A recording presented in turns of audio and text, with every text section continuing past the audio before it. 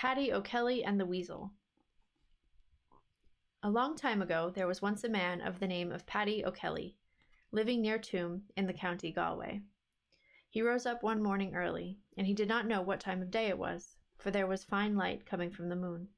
He wanted to go to the fair of Caernamart to sell a sturk of an ass that he had.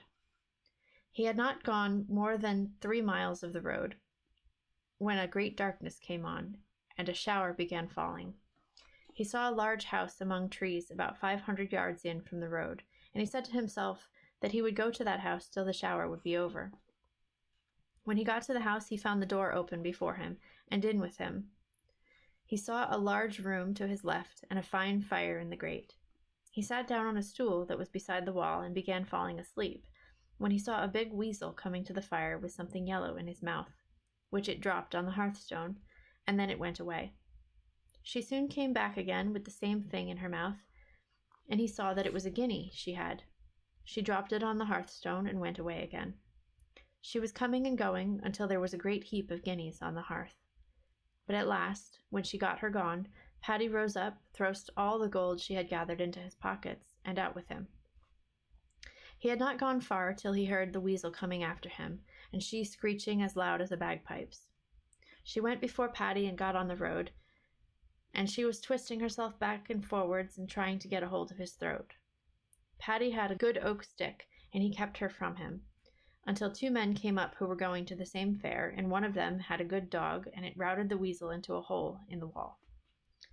Paddy went to the fair, and instead of coming home with the money he got for his old ass, as he thought would be the way with him in the morning, he went and bought a horse with some of the money he took from the weasel, and he came home riding.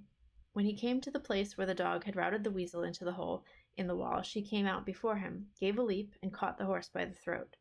The horse made off, and Paddy could not stop him, till at last he gave a leap into a big drain that was full up of water and black mud, and he was drowning and choking as fast as he could, until men who were coming from Galway came up and drove away the weasel. Paddy brought the horse home with him, and put him into the cow's byre, and fell asleep. Next morning, the day on the morrow, Paddy rose up early, and went out to give his horse hay and oats. When he got to the door, he saw the weasel coming out of the byre, and she was covered with blood. "My 7,000 curses on you," said Paddy, "but I'm afraid you've done harm." He went in and found the horse, a pair of milk cows, and 2 calves dead. He came out and set a dog he had after the weasel. The dog got hold of her, and she got hold of the dog. The dog was a good one, but he was forced to loose his hold on her before Paddy could come up. He kept his eye on her, however, all through, until he saw her creeping into a little hovel that was on the brink of a lake. Paddy came running, and when he got to the little hut, he gave the dog a shake to rouse him up and put anger on him, and then he sent him in. When the dog went in, he began barking. Paddy went in after him and saw an old hag in the corner. He asked her if she saw a weasel coming in there. "I did not," said she. "I'm all destroyed with a plague of sickness, and if you don't go out quick, you'll catch it from me." While Paddy and the hag were talking, the dog kept moving in all the time, till at last he gave a leap and caught the hag by the throat. She screeched and said, "Paddy Kelly, take off your dog, and I'll make you a rich man." Paddy made the dog loose his hold and said, "Tell me who you are, or why did you kill my horse and my cows? And why did you bring away my gold that I was gathering for 500 years throughout the hills and hollows of the world?" "I thought you were a weasel," said Paddy, "or I wouldn't touch your gold. And another thing," says he, "if you're for 500 years in this world, it's time for you to go rest now." "I committed a great crime in my youth," said the hag, "and now I am to be released from my sufferings if you can pay 20 pounds for 160 masses for me." "Where's the money?" said Paddy. "Go and dig under a bush that's over a little well in the corner of that field there without, and you'll get a pot filled with gold. Pay the 20 pounds for the masses, and yourself shall have the rest. When you lift the flag off the pot, you'll see a big black dog coming out, but don't be afraid before him, he is a son of mine. When you get the gold, buy the house in which you saw me at first. You'll get it cheap, for it has the name of there being a ghost in there. My son will be down in the cellar. He'll do you no harm, but he'll be a good friend to you. And I shall be dead a month from this day, and when you get me dead, put a coal under this little hut and burn it. Don't tell a living soul anything about me, and the luck will be on you." "What is your name?" said Paddy. "Mary Kerwin," said the hag. Paddy went home, and when the darkness of the night came on, he took with him a spade and went to the bush that was in the corner of the field and began digging. It was not long till he found the pot, and when he took the flag off of it, a big black dog leapt out, and off and away with him, and Paddy's dog after him. Paddy brought home the gold and hid it in the cowhouse.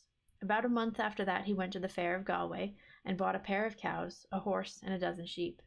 The neighbors did not know where he had got all the money. They said that he had a share with the good people.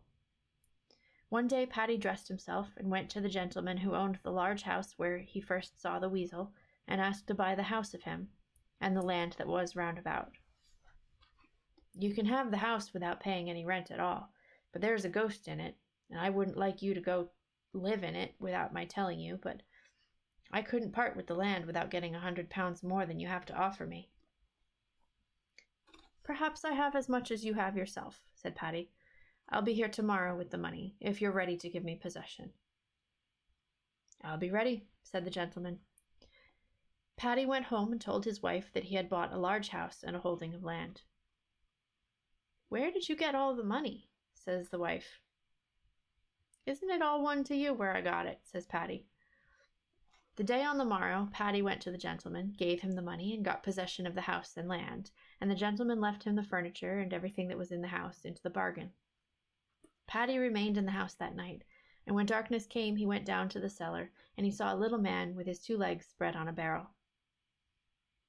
"God save you, honest man," says he to Paddy. "The same to you," says Paddy. "Don't be afraid of me at all," says the little man. "I'll be a friend to you if you are able to keep a secret." "I am able indeed. I kept your mother's secret, and I'll keep yours as well." "Maybe you're thirsty?" said the little man. "I'm not free from it," said Paddy. The little man put a hand in his bosom and drew out a gold goblet.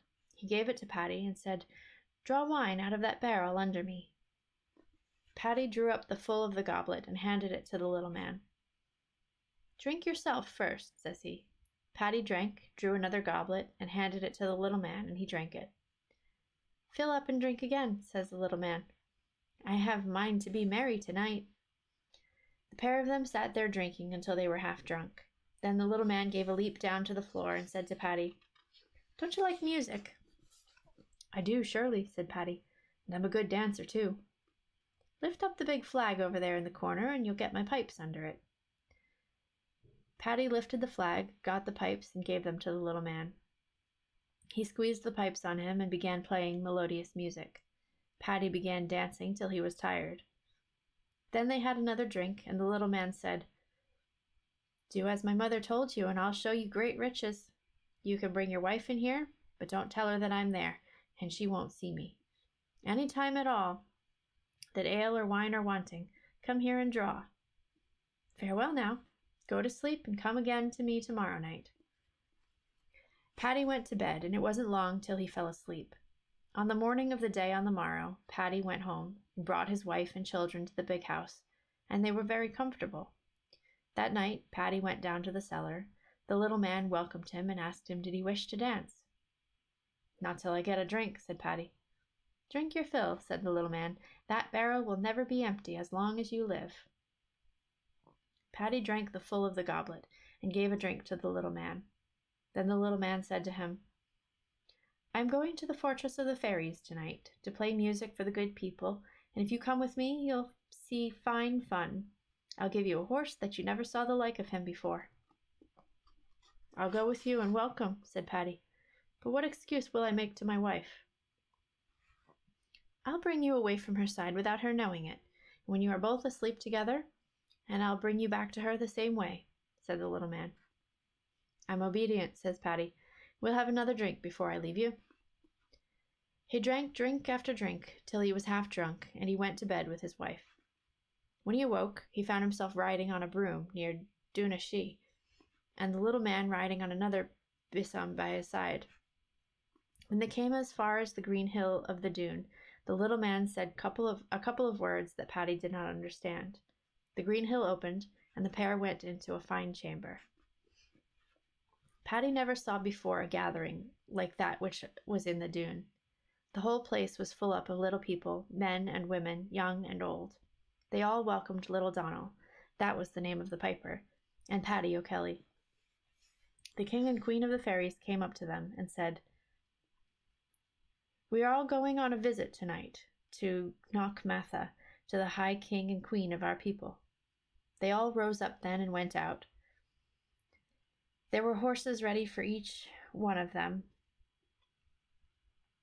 and the Coash-t'ya bower for the king and queen. The king and queen got into the coach. Each man leapt on his own horse, and be certain that Paddy was not behind. The piper went out before them and began playing them music, and then off and away with them. It was not long till they came to Knockmatha. The hill opened, and the king of the fairy host passed in. Finvara and Nuala were there, the arch-king and queen of the fairy host of Connaught, and thousands of little persons. Finvara came up and said, "We are going to play a hurling match tonight against the fairy host of Munster, and unless we beat them, our fame is gone forever. The match is to be fought out on Moytura under Slieve Belgadon." The Connaught host cried out, "We are all ready, and we have no doubt but we'll beat them." "Out with ye all," cried the High King. "The men of the hill of Neffin will be on the ground before us." They all went out, and little Donal and 12 pipers more before them, playing melodious music. When they came to Moytura, the fairy host of Munster and the fairy men of the hill of Neffin were there before them. Now it is necessary for the fairy host to have 2 live men beside them when they are fighting, or at a hurling match, and that was the reason that little Donal took Paddy OKelley with him. There was a man they called the Yellow Stongirya with the fairy host of Munster from Ennis in the County Clare. It was not long till the 2 hosts took sides. The ball was thrown up between them, and the fun began in earnest.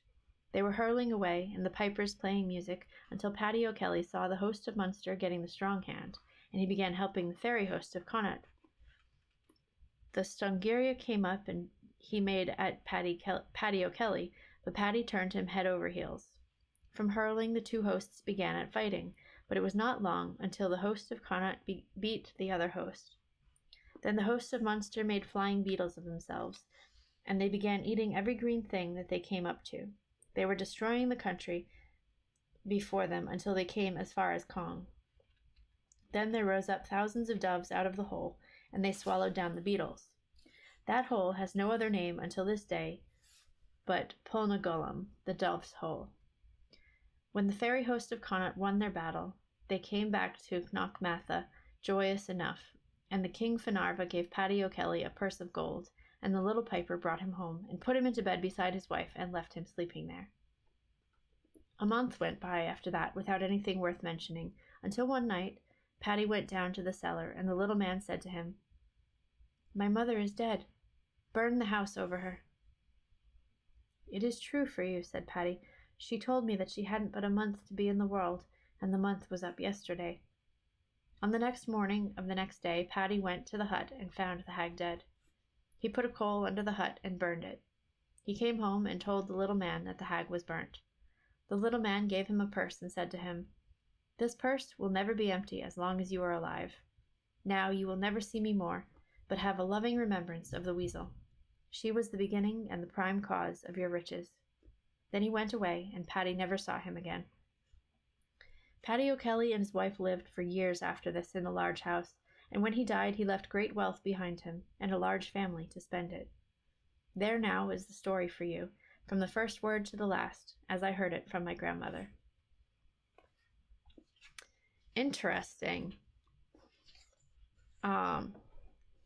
Not typical of the way that hags usually are portrayed. I kept waiting for kind of the monkey's paw to hit, because I felt like, oh, he's getting all these good things and there's lots of blessings that are happening in his life, but what's the catch? And there wasn't one. So it's just an interesting story about a guy who follows the advice of a hag and it goes well for him, which is not typically how hag interactions go.